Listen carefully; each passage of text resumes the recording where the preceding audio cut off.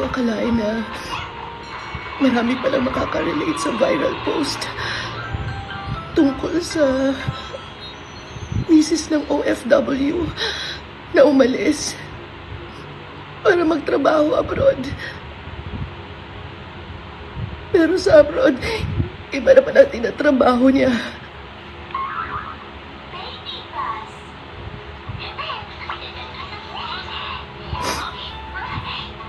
Ako si Velma.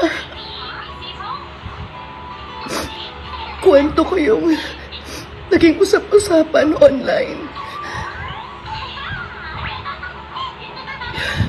Isa akong babae na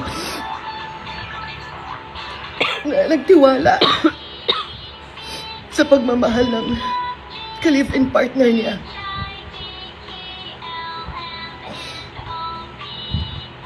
Hindi pa kami kasal noon. Dumuo kami ng pamilya. 3 anak namin bago siya umalis ng abroad.